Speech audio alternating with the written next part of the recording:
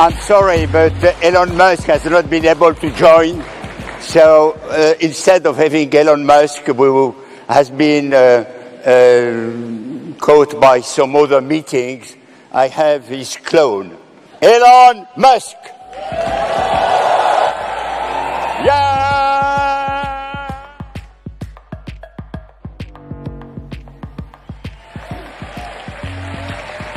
Elon, thank you. Thank you. Hey, guys.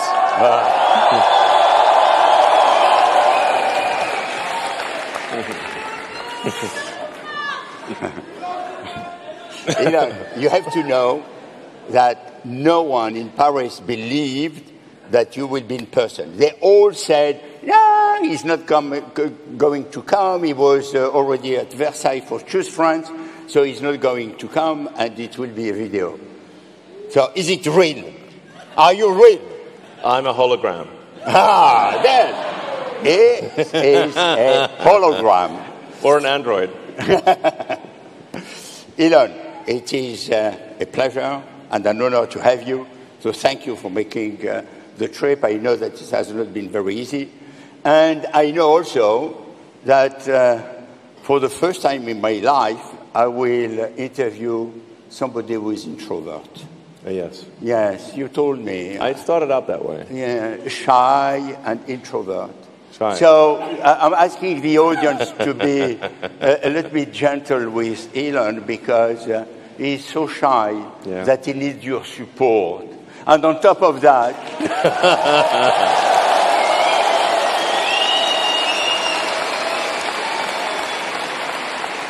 on top of that, he's speaking in front of his mother. So you can imagine how difficult it is.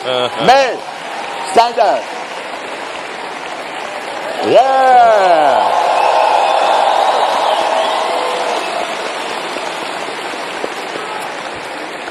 So, as you have seen, since we have announced your participation, it has been quite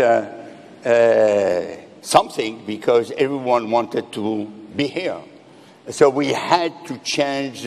We had a very modest room with only 1,500 people, and we had to move here. And you have to know that the Dôme de Paris is the place where there is the musicals. Yeah.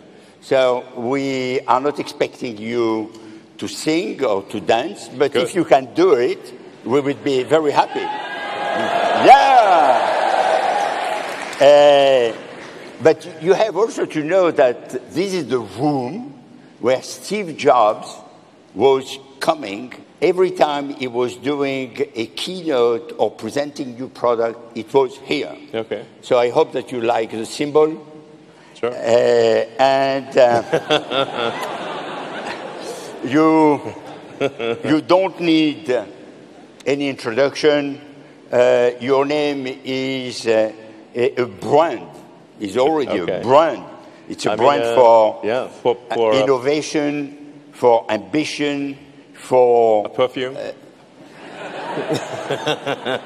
Yes. This is the agreement that you made with the Arnault family a few hours ago. I mean, really, it brands itself.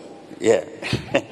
And you are the origin of PayPal, Tesla, SpaceX, to name a few, and even OpenAI. So,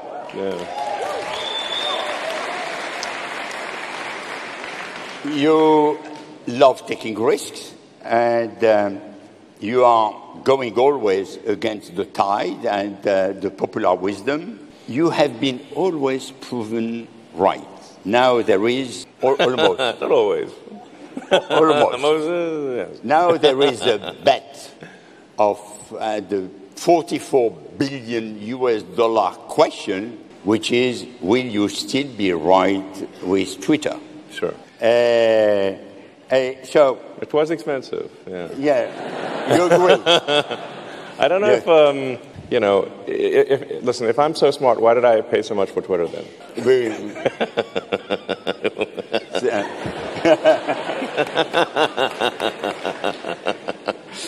So, as I'm not a journalist, I'm not trying to get headlines and to have provocative response and to make a scoop. But nevertheless, if you wish to do that, it is authorized. Okay, great. So we are expecting that you will really make the show, because everyone comes here to see you, to listen to you, and to get some of the magic that you have. All right. Well, I'm honored that you all want to listen to what I have to say. It's great to see the crowd, and I don't know, you guys seem awesome. So. But you told me that you would like. You said that you would like to speak in French. Oh my goodness. Zut alors. Bonjour Paris. Bonjour Paris. So, there are some people who believe that you are a genius, and there are some who believe that you are evil. So, well, I mean, you can be both. I mean, you could be an evil genius. That's not, you know.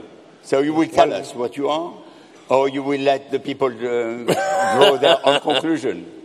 I am definitely not evil. What's it? Tell me. What is the thing that you have ahead of your... Yes, if you look carefully, you can see an angel's halo on my head. And the wings, it's subtle, but... where are the wings? Yeah, they're difficult to see, but if you look carefully, you know, they're right there. Yeah, small wings. Yes. So, yeah, hopefully not evil. Aspirationally not evil. Yeah. Okay. So... That wasn't convincing. Elon, you have done a lot of operation. You have created a lot of companies. The most important question for everyone is, what the hell is driving you? Why are you so obsessed by new operation, new creation, new things to do? Yeah, crystal meth is the answer. If you think Red Bull gives you wings, so man, that quote's gonna probably sting.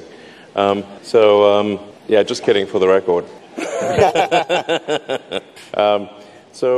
Well, I think the companies still have a lot to do for their core mission.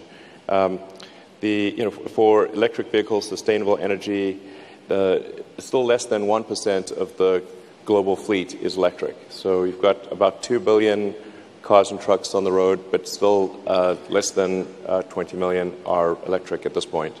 So there's still a long way to go for sustainable energy, for sustainable energy generation. So this, the Tesla mission, I think we've made a lot of progress, but still it's a lot more ahead.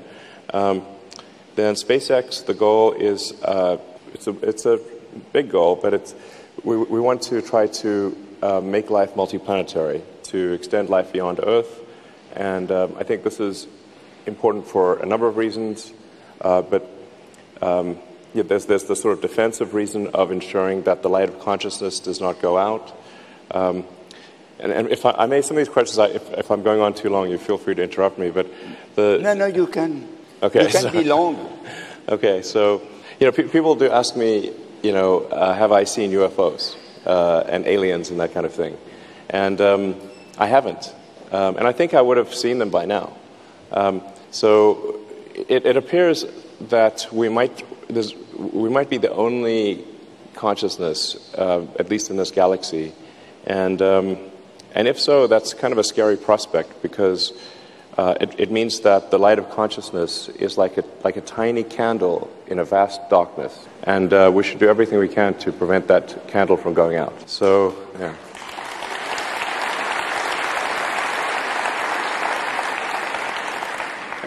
And so some of the things. So that means obviously taking the actions to ensure that Earth is good, that Earth is safe and secure for civilization. And I think it also means extending life beyond Earth to other planets in the solar system, and ultimately to other star systems. And I think that's both a sort of defense of the light of consciousness, and also I think a point of inspiration, because life cannot just be about solving one problem after another. We need things that inspire us. I mean, we need things that move our hearts, that when you wake up in the morning, you're excited to be alive. And being a spacefaring civilization and making true the things that we see in the good science fiction movies, this is one of the things that I think can inspire all of humanity.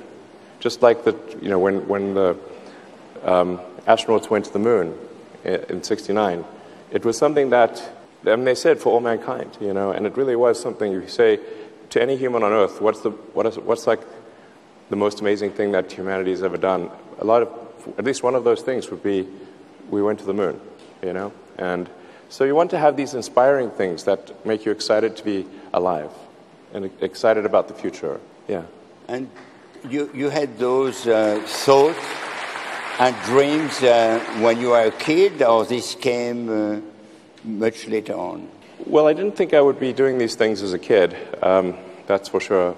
I was interested in technology, and I read a lot of books, so I was obviously interested in science. I mean, this is hardly going to be surprising. I was interested in science fiction and technology. You have to tell the truth, because there is someone who is listening to you, huh? Yeah, my mom's right there. She can call me out on this if it's not accurate. But so I guess the thing that was maybe most significant from a philosophical standpoint was that when I was about maybe 12 or 13, I had somewhat of an existential crisis, where I was like, what is the meaning of life?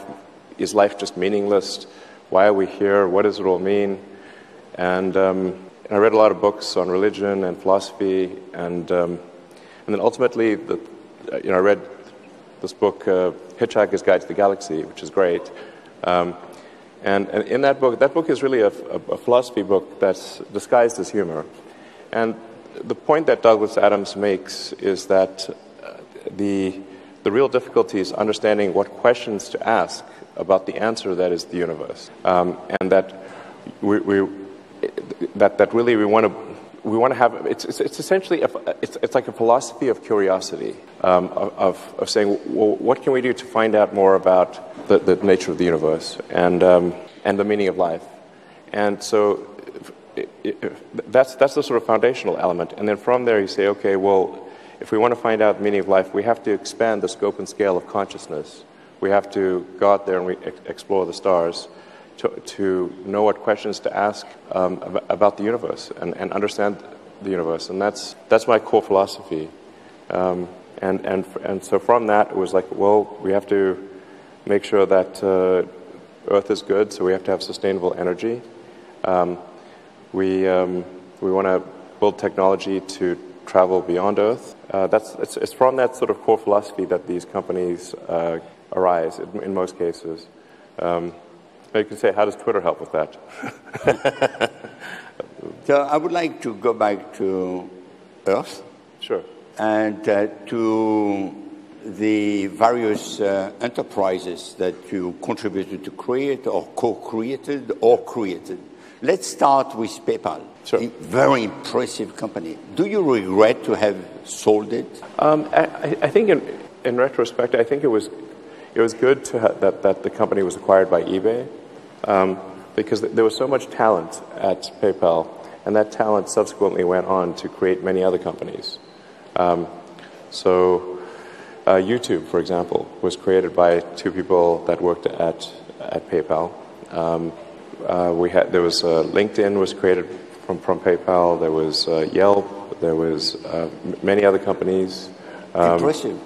Yeah. Yeah, very impressive. Yeah. So, and if I'd been still working on PayPal, then there wouldn't be, Tesla would not be in its current form, and SpaceX wouldn't exist.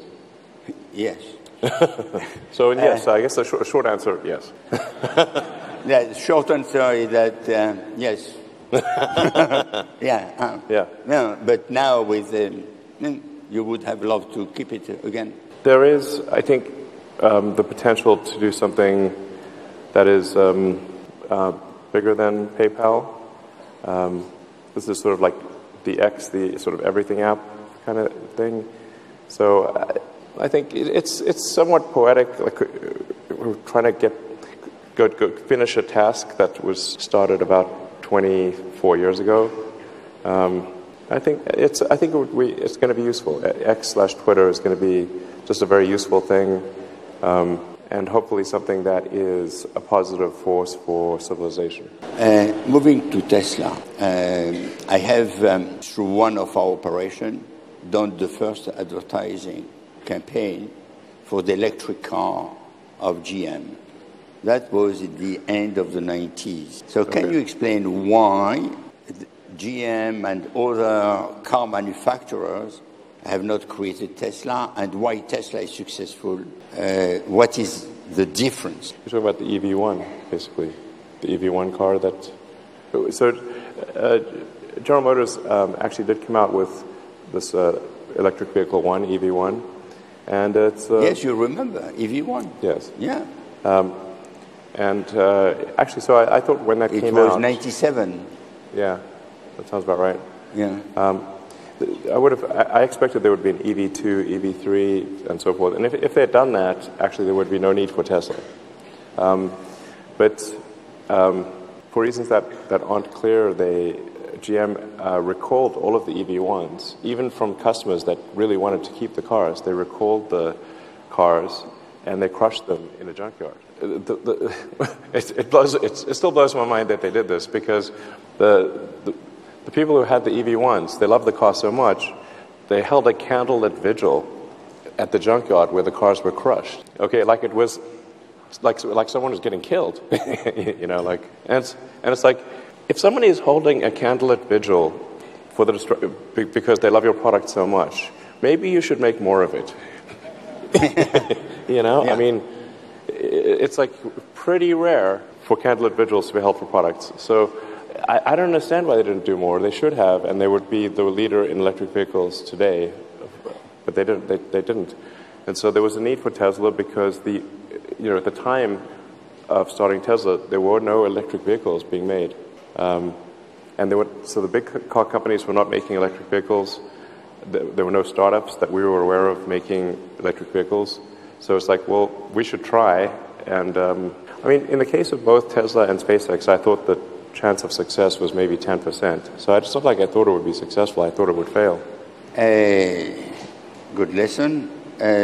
Now moving to the kid's dream, which is to become an astronaut and not to build rockets. How you move from the idea that every child has, I will be an astronaut, to I will do reusable rockets.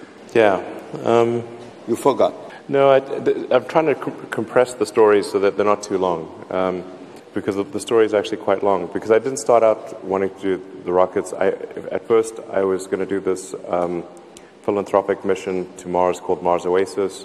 And then as I started investigating what it would take to launch this mission to Mars, just a little greenhouse, basically, it was intended to inspire the public. And I started understanding more about what rockets could be used. I actually went to Russia a few times to try to buy some of their nuclear missiles, minus the nuke. That's extra. So that was pretty wild, being in Russia in 2001, negotiating to buy 2 of their biggest missiles.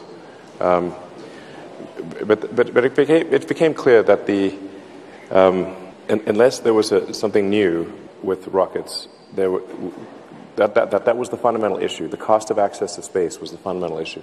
So it wasn't a question of trying to increase the public's desire. Public's desire for space and exploration is very high, but there needs to be a means. There needs to be a way, and there needs to be a radical improvement in the cost of access to orbit. So I was like, okay, well, I'm going to try starting a rocket company and see if it's successful. But like I said, I told people at the time, because the people would say to me, tell me this joke of like, what's the fast, what's the, how do you go from, sorry, I'm getting a little hot under the collar here.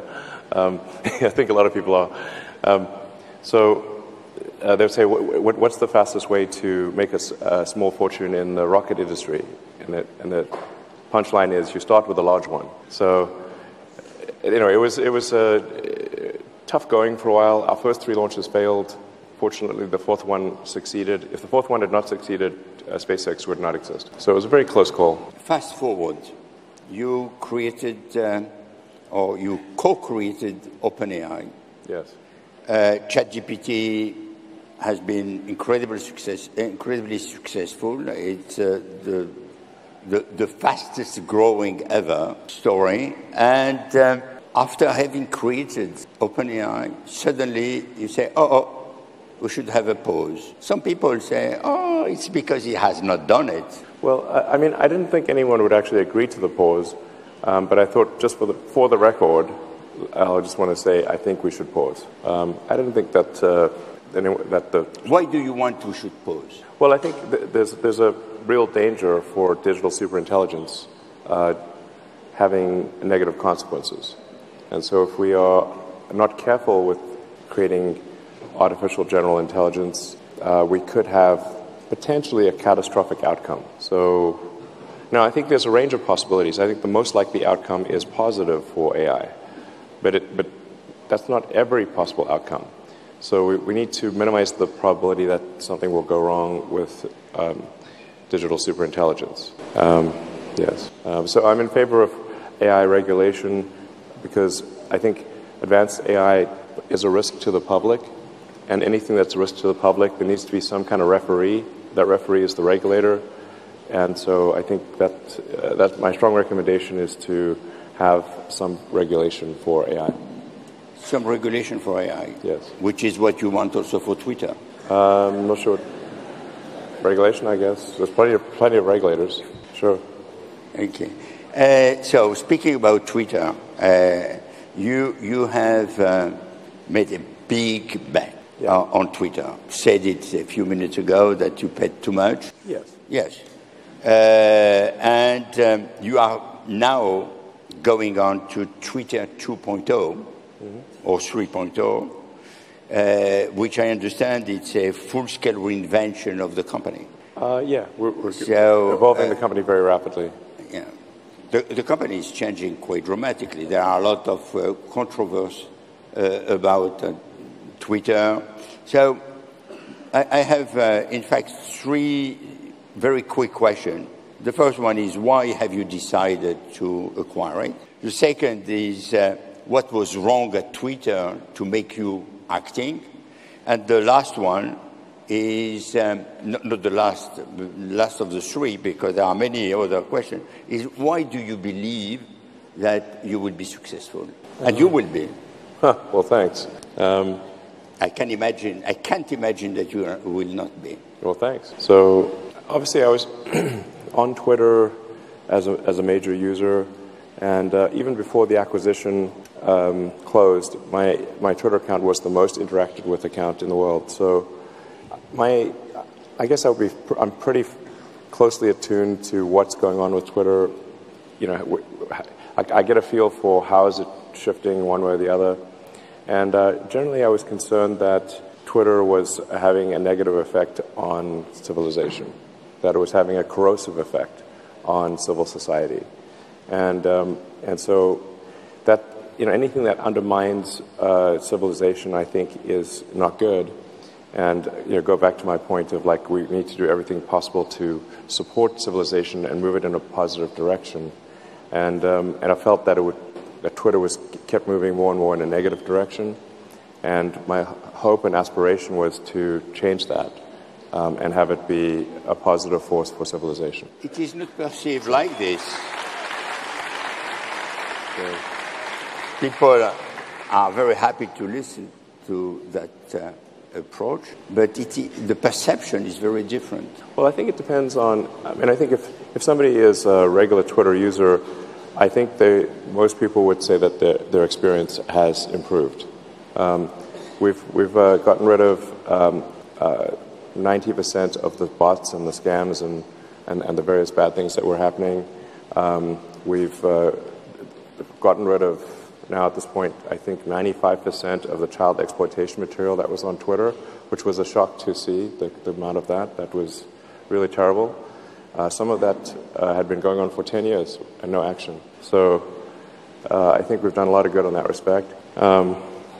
And then I think we've also done things like we have open sourced the algorithm, so we're trying to be as transparent as possible. So Twitter is the only social media company where you can see the actual code of the algorithm. So it's not like some secret black box. Yeah.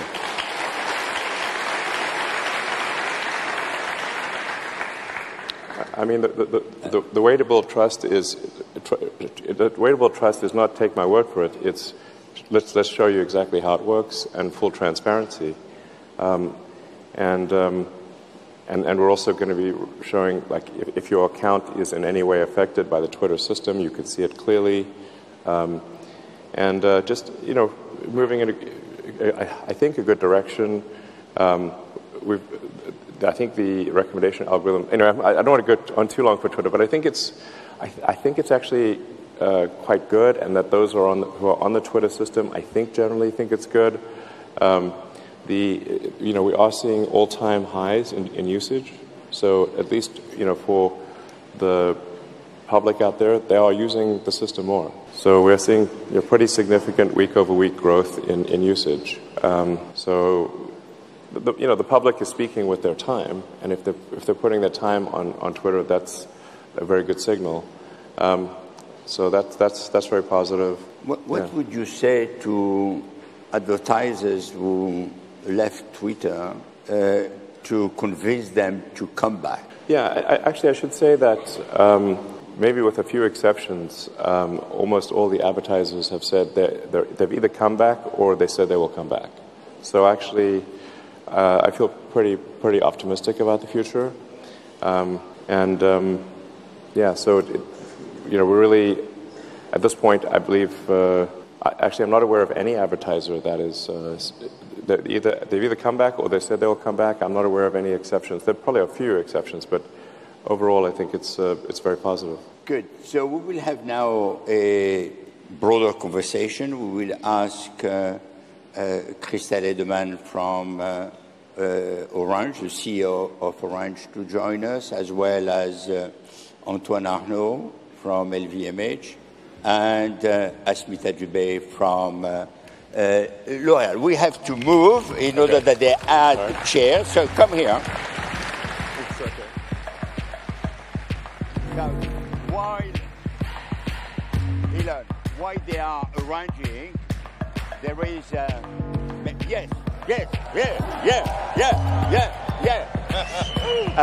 there is one question that I would like to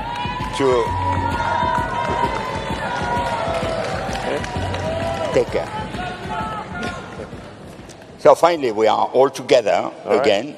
I had another question, but I will save it for later, and I will give the floor to Christelle Edeman, who is the CEO of Orange, and she is very much excited about putting some harsh, difficult question to you. Let's go. I'm not sure that's so difficult. But so I like to talk about, obviously, social networks and Twitter. I'm Twitter. not sure if I heard what you just said with Maurice, but obviously social networks and Twitter has been a fantastic tool to develop free speech and open debates that maybe were not possible before that. Sure. Now, there's also another side of it, which is that there can be some disinformation, fake news. Fake news? What? That's crazy. Fake news. Yeah. Believe it or not. I don't believe it. You believe that? Wait, how do I know this is real? Now the question is, and actually I think there's a flip side indeed to social networks, and there's a code of conduct that the EU has proposed on disinformation. Okay. And recently Twitter just decided to walk away from it. So is this because Twitter doesn't respect the fact that information needs to be moderated, and actually you've been pretty vocal on content moderation. So just what are your thoughts on that? Well, I'm generally a fan of that we should have free speech as much as possible, as much as is allowed by the laws of any country. So, I think that, say, for France, we should allow things that are allowed by law. And if the people want the laws to be different, then pass a different law and we'll adhere to that law. But for Twitter to go beyond the law, that doesn't seem quite right to me. I think we want to allow the people to express themselves. And really, if you have to say, when does free speech matter? Free speech matters, and it's only relevant if people are allowed to say things that you don't like, because otherwise it's not free speech. And I would take that if somebody says something potentially offensive, but that's actually okay. Now we're not going to promote those offensive tweets, but I think people should be able to say things, because the alternative is censorship, and frankly, I think if you go down the censorship route, it's only a matter of time before censorship is turned upon you. So that's why it's important. In the U.S., you've got the First Amendment, Freedom of Speech Amendment, and you say, why did they do that? Why did they pass that amendment? It was because they were not able to say what they wanted to say in the countries that they came from, and they wanted to make sure that they could say what they wanted to say. So I believe in freedom for the people to say things, and that even if somebody said that it's actually in some ways a sign of health if people are able to, if someone you don't like is able to say something you don't like, rather than try to suppress that, you say you know what, that's a good sign, because that means I can say things and that person will not like what I say, but I can still say it. And that's a really big deal.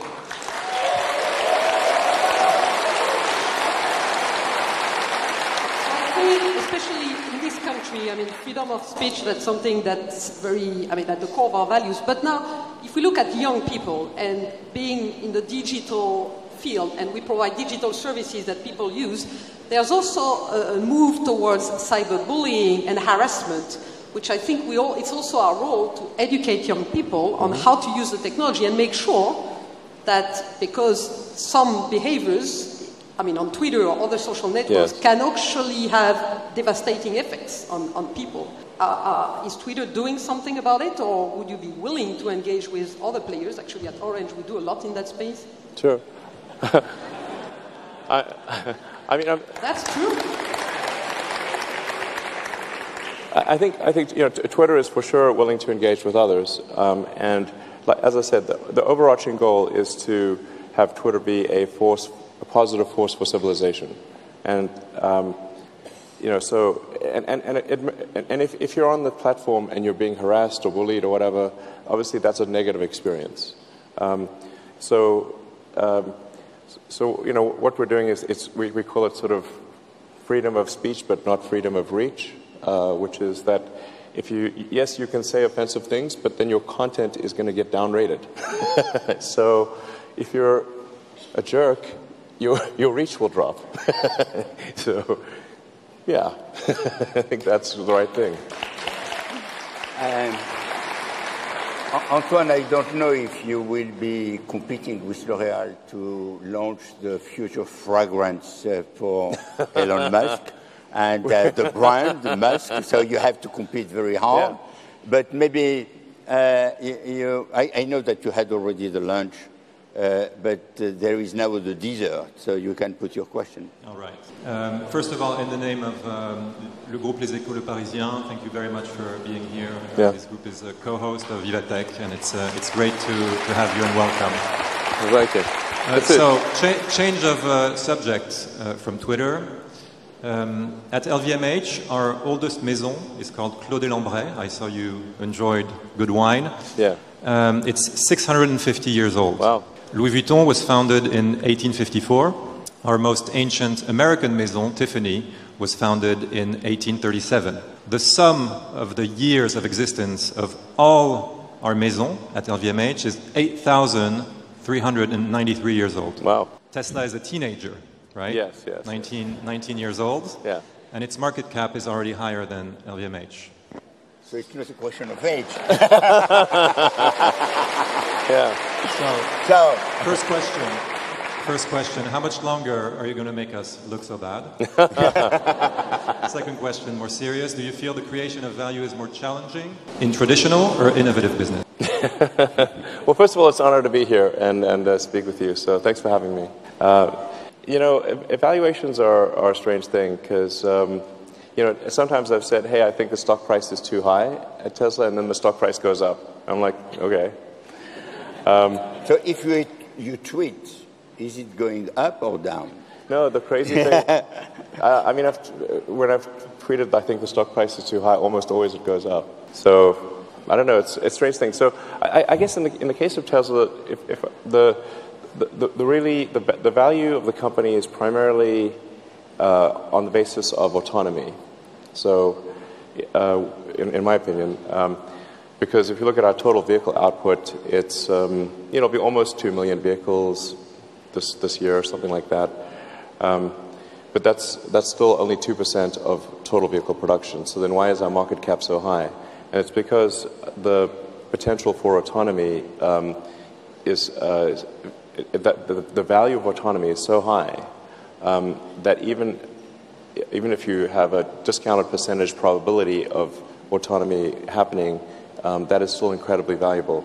So the average passenger car is used only about 10 hours a week. So an average of about 1.5 hours a day.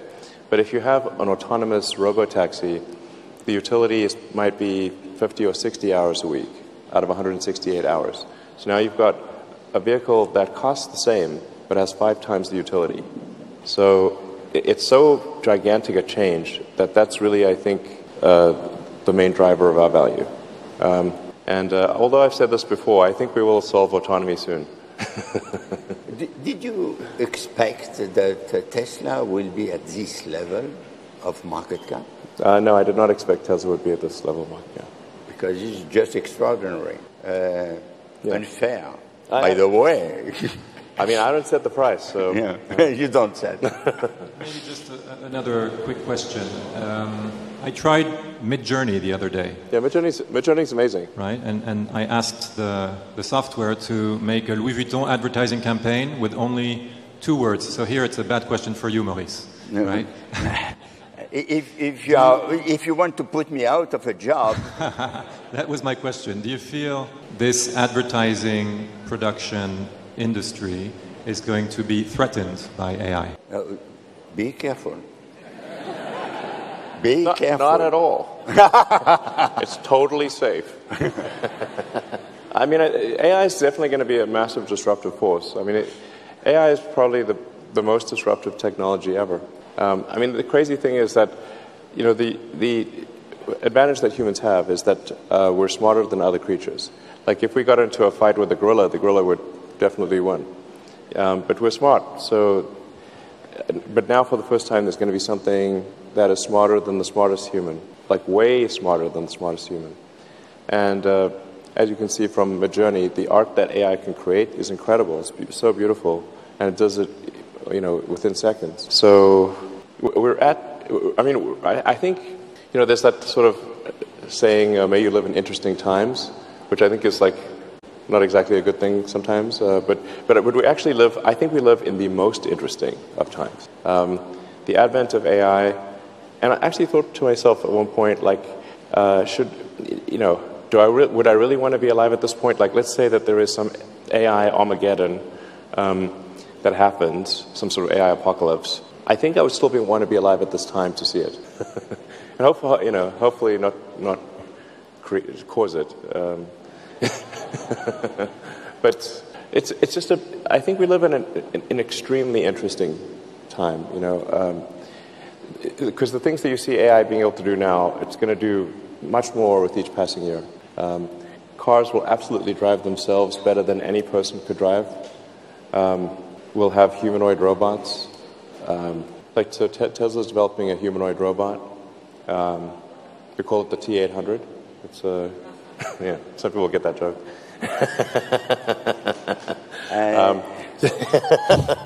It's the Terminator. So we can tweet that. Yeah. But if you like to say, what is an economy? An economy is GDP per capita times capita. Now, what happens if you don't actually have a limit on capita? If you have an unlimited number of sort of people or robots, it's not clear what meaning an economy has at that point, because you have an unlimited economy, effectively. So like on the good side, the plus side of AI is that I think we are heading for an age of abundance, where any goods and services that you want, you can just have. So that's the positive side of AI future, is an age of abundance. From the advertising side, I must say that we are using AI since many years, and it is helping us a great deal. And this tool that we are already using, and I think it will be helping us to do even faster some very good ad. It will be probably long time before they replace the creative minds. Asmita, maybe you have an opinion on that, and maybe you can. Asmita is the CDO of L'Oréal, and she knows a lot about digital. So maybe you can tell us a little bit about advertising and AI, and put your question to Elon. So I'll pick up from advertising and from what you said before about Twitter. So now we know that Twitter is expensive, and we know that it aims to have free speech. The question I have is about winning the advertisers' trust to be a preferred social media platform in the current context where the expected revenue, in 2023 is lower than 2022. You have brought in new leadership, Linda. So I wanted to know that how will we win that trust, and will Linda have the time, the support, the freedom, because she's an advertising expert. So will she be able to manage the situation, and how? Yeah, I think Linda's great. So I think Linda's going to do amazing things for Twitter, and obviously understands where advertisers are coming from very deeply, understands the concerns that advertisers have, and I think will do a great job in addressing those concerns. A key part is, say like if you're an advertiser, what content do you want to appear next to? And depending upon what advertiser, the sensitivity of the brand, if you're, for example, say Disney, and you're advertising a children's movie, then you want to have, all ages content, And by the way, Disney is one of our biggest advertisers. So it's really just making sure that the content adjacency matches what a brand is comfortable with. And then there's some cases where the content is like, there's not going to be any advertising because nobody wants to advertise next to it. And that's going to be some of the more controversial stuff. I have a follow-up on that, because we were talking about content. You have just made the announcement that there will be ad revenue sharing for creators. Yes. Yeah, and that has a condition. It will be done when they are verified blue-tick creators, and the advertising is to verified blue-tick users. Yes. Now, if with that, how does that impact your focus on subscription revenues? Because to be blue-tick, there's a subscription versus advertising revenues focus. Yeah. So a big part of when you say how many impressions does something get? You say well, were those impressions real or not real? Was it a computer just running 100,000 fake accounts? Because that obviously doesn't count because the computer's not going to buy anything. So that's why our focus is on verified users, because we are admittedly conflating verification and subscription at Twitter. So you could say verified subscriber or something like that. It's not possible to game that. So it's real, it's solid, and it's not a computer. So that's why that's why we're focused on that. Is to ensure the authenticity of the views, and that it really real people are seeing what's going on. I mean, the sheer amount of bot and scam and spam activity in social media is insane. And we're talking about AI. It's very obvious that, especially with today's AI, the computers can pass every, are you a human test. In fact, I think they can pass are you a human test better than a human. You say identify a traffic light or something like that. Okay, let me tell you, Tesla can identify a traffic light. So if we're, but even open source AI stuff right now can pass all of the human tests. So you have to have something that there's better authentication than that. Yeah. Yeah.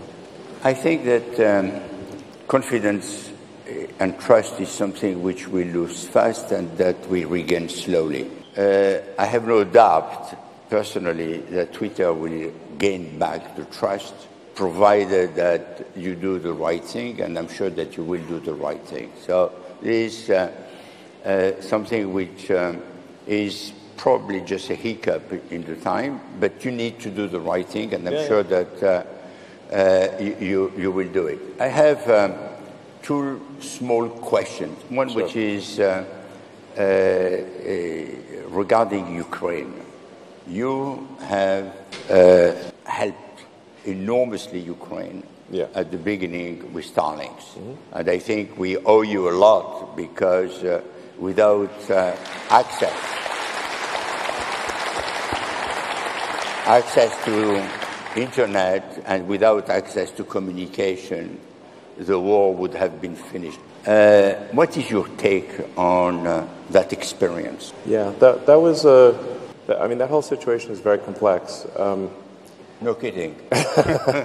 Yeah, it's really, really complex. As you point out, Starlink did play a pivotal role because Russia had actually taken out all of the satellite communications and all of the ground communications except for Starlink. It was the only one that was still operating.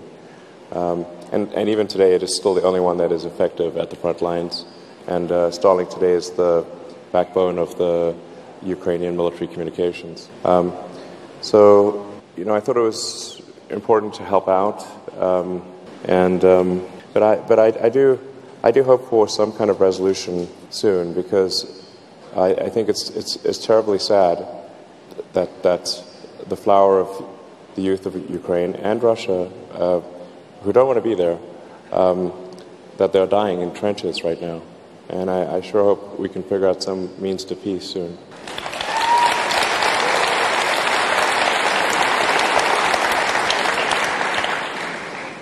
The last question is going back to this crowd. You have a lot of start-uppers. You have a lot of young people who want to be successful. Sure. What are the 2 or 3 pieces of advice that you would give them? Well, you have a question over there? Yes. Do we have a microphone? Because Elon has accepted to take questions from the floor. Sure. Charlotte?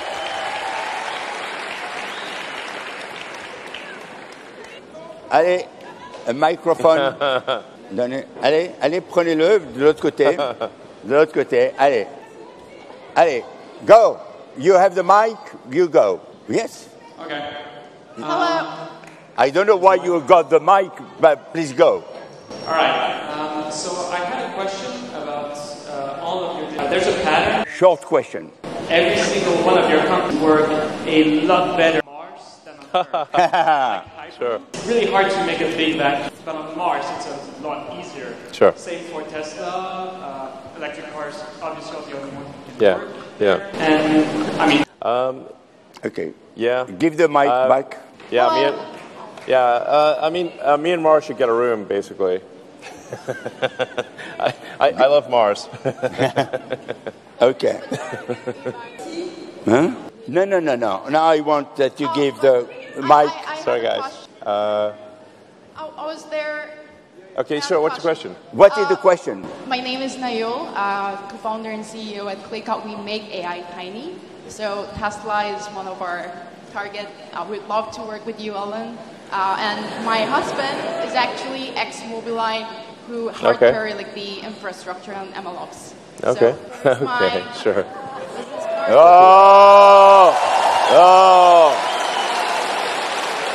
Okay.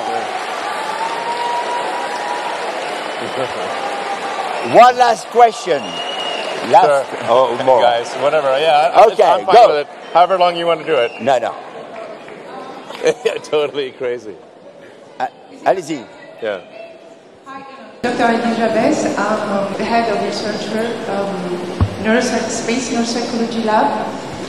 We are working on the mental health to help humans to go to... Sure, that's great. Okay, so the question is, how do you think it's relevant? Well, I think you'd want to have a very good mental health on a trip to Mars. And make sure everyone's sane, because you don't want someone opening the airlock in the middle of the night. So I think sanity is very important if you're going to Mars. Donnez au premier rang. Premier rang. Non, attendez, s'il vous plaît, donnez pas le micro comme ça. Ne donnez pas le micro que... Attendez que je vous le donne. Voilà, please. We're just going to descend into chaos. Just a second. Okay, you will get. Okay, allez-y. Okay. Thank you. So I'm Nathaniel Ackerman from... Okay, I think we're going to just... It's going to be chaos. Can you hear me? Mais attendez, si vous voulez que ça se passe, il faut se calmer. Allez-y. Hey, great T-shirt. Allez-y. Okay.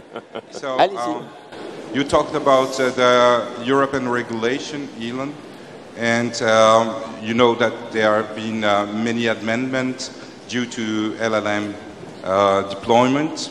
Do you think how can we integrate the use and actual use of this LLM in a non-controlled way in the current Can you make legislation? It short? Thank you.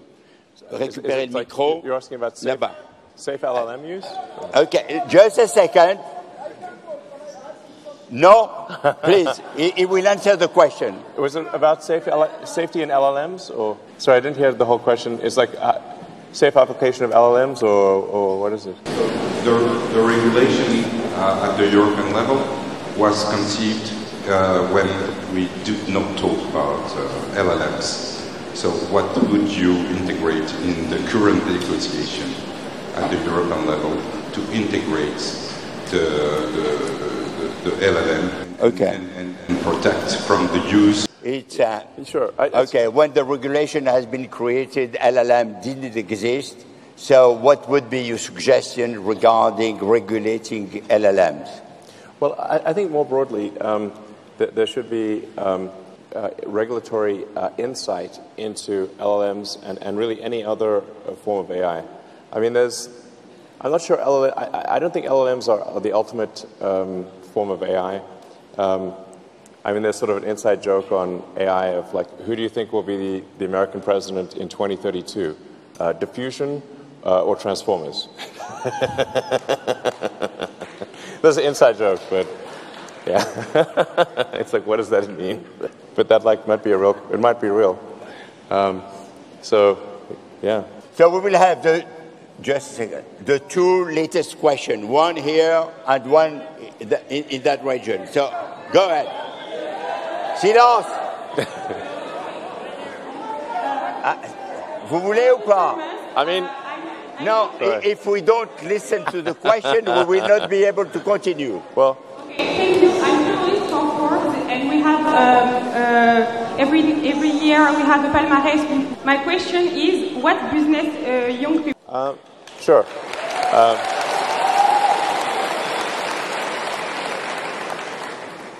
Well, I think generally, I think it's important to focus on something. Attendez. So go ahead. Sorry. I think you want to focus on something that you are personally passionate about, that you personally care about. It's very hard to be motivated for a product that you don't really feel strongly about. And it doesn't have to be high tech. It could be in any field. It's got to be a product that you feel is really needs to be there and something that you personally love. And I would listen to your instincts on do you love this product or service? Because it's kind of impossible to know what do other people love. But if you love it, that's a good sign. And that could be small to large, any field. It doesn't have to be high tech. But if you don't really love the product that you're making, if you can't, like a good test would be that you can't wait for this product to be on the market. And if that's the case, you're going in the right direction. Great. No. The last question, we have... Wow. We have a French... non, je ne vais pas pouvoir parler. We have a French saying, which is, la vérité sort de la bouche des enfants. Il y en a un ici. Non, le gamin, oui. No, you. No, the kid. Ah non, c'est pas vous, c'est le gamin. En français. Okay, qui pose ses questions en français. Tu poses tes questions en français, on traduira.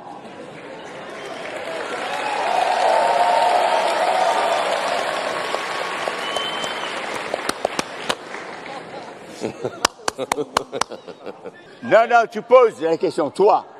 N'aie pas peur. He is asking for Neuralink and about the human testing, and he is very excited. When do you think that we will be able to start testing in our virtual world, Victoria VR?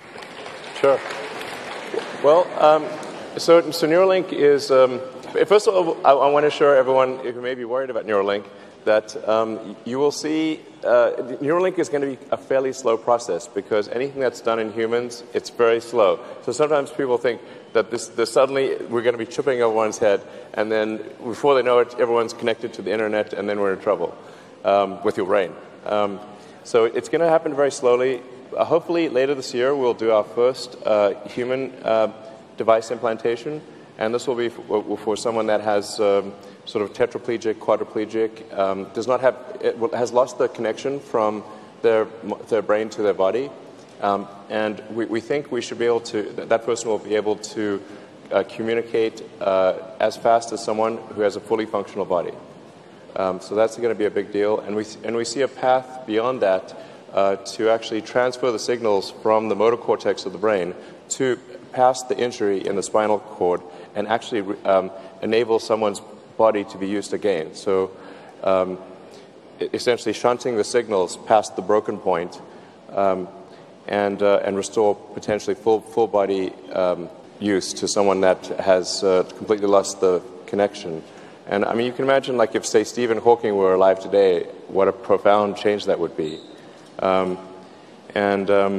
that's our first application. And if it's looking like that, the first case will be later this year. So, yeah.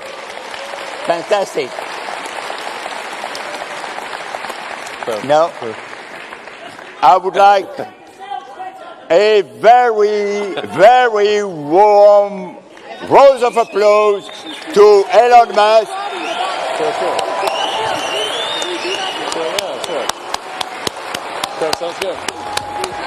All right. Okay.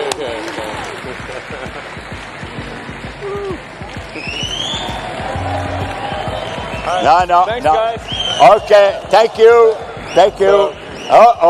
Thank you. I just want to say you guys are great. You guys are. I mean, it's so inspiring to see so much energy and so much positive energy in the room. So this is very inspiring for the future. Athletic Greens AG1 has given me a massive, meaningful boost in energy, allowing me to do a lot more every day, including using my brain more and using my body more. I highly recommend you guys and girls check it out. Athletic Greens AG1 is an excellent way to fill in nutritional gaps. It's got 75 high-quality vitamins, minerals, and whole food source nutrients, plus prebiotics and probiotics and digestive enzymes and adaptogens to help you deal with stress. Plus, if you click the link in the pinned comment or head to drinkag1.com/SMR, you can get yourself a 1-year free supply of vitamin D3 and K2. But don't take my word for it. Here's what some of you guys and girls have to say. AG1 has changed my life. I was, as you described, treating myself like a circus, ate like trash, rarely exercised, used alcohol as a stress crutch, cannabis also. AG1 is what gave me the kick in the ass, got me back to the gym, motivated me to do more for myself, family, my business, etc. Keep doing what you do. Now, I know there's some skeptics, the same kind of people who think Elon Musk is a fraud, reading this going, what do you thought? There's no way that's possible, bro. It must be a placebo effect. Believe it or not, this is a recurring theme. If you give your body everything it needs to feel and perform its best, including having a lot more energy, you'll need ways to use that energy. For me personally, that includes more exercise, moving my body more social activity, and more cognitively demanding tasks, including producing a ton of exclusive content over on Twitter and on Patreon, plus my daily YouTube uploads. The proof's in the pudding. On to another testimonial from a viewer of this channel. SMR, you asked me to provide feedback on AG1. Here it is. It has helped with mental acuity, stamina, and intestinal waste management. Can't read between the lines. It certainly helps with regularity and digestion. That's what the digestive enzymes are for. It has also dramatically reduced my cravings for sugar. You guys need to stop eating sugar. It's fucking poison. I'm 50, 5'9", and overweight, aka a fat motherfucker. I think that's a technical term for overweight, isn't it? Is it fat motherfucker or obese? I can't remember. I average 100 hours a week in the West Texas oil fields as a safety supervisor. Jesus Christ, dude. No wonder you're struggling to keep your weight under control. 100 hours a week. Brutal. It has helped me lose weight. It is not an appetite suppressant. It can help fat people suppress cravings, and motivation to be healthier is critical for changing your diet. Love you, brother. Again, this is a great point and something people really don't seem to grasp. If you have more energy, everything becomes easier. It's like turning on easy mode for life. A few years ago, before I was taking AG1, my health was trash. I was struggling to get through the day, had afternoon fatigue. The last thing I wanted to do was either use my brain or move my body. Didn't have the energy. Now, my biggest struggle every day is figuring out ways to use that energy. I'm exercising way more, doing a lot more with my friends and family, and of course, my work output has increased substantially. And you can fact check me. Check out the average length of my videos I was posting to YouTube 3 years ago. Need I say more? And one final testimonial. Love this one. Okay, here's the deal for me with this AG1 shit. I'm 41 years old and not the type to eat, drink, smoke, or sleep healthy, so I was skeptical. That being said, here's what I experienced. Day 1, meh. Day 2, afternoon fatigue was about 45 minutes late. Day 3, 0 afternoon fatigue. Day 4, 0 afternoon fatigue plus extra energy. Day 5, again, 0 afternoon fatigue plus energy. Wondering, what the fuck, really? See, this is the thing, right? The results for many people are just almost too good to be true. This is the same experience I had. My afternoon fatigue just vanished out of nowhere. I'm like, wait, what the fuck? Why am I not tired in the afternoons anymore? Surely, it's not that AG1 is it? Turns out it was. Day 6 and 7, same thing. Day 8, same thing. Plus, I had the want to get things done around the house that I normally would slack off and not get done. Again, the point, extra energy, you'll need to use it, you'll find ways to use it. Day 9, 10, and 11, and today is day 12. I fucking love it. So however you managed to get me to buy it, I'm so glad you did. Thank you so much, SMR. It really changed me so far. Guys, this shit really works. Just try it. By the way, this is the reason I continue to relentlessly promote AG1. A lot of people get real fucking mad in the comments. Oh my god, Snake Oil Salmon's sold out. Oh my god, he's a scammer. This is fraud. But constantly, I'm pretty sure everyone making these comments is also currently short Tesla stock. I'm not particularly concerned about people having a negative perception, those folks suffering from small brain syndrome, still living in my bum's basement syndrome, etc., writing mean comments, claiming AG1's a scam or it doesn't work. I mean, bro, when I get feedback like this is what keeps me going. And remember, there is a 90-day money-back guarantee. There's nothing to lose here. Just try this stuff for a month, and if you don't get these results, get your money back. See, it's a literal no-brainer. It's an IQ test at this point in time. Testimonial after testimonial after testimonial like this. Get your money back if it doesn't work. Just try it for a month, and if it doesn't work, get your money back. Today's the day.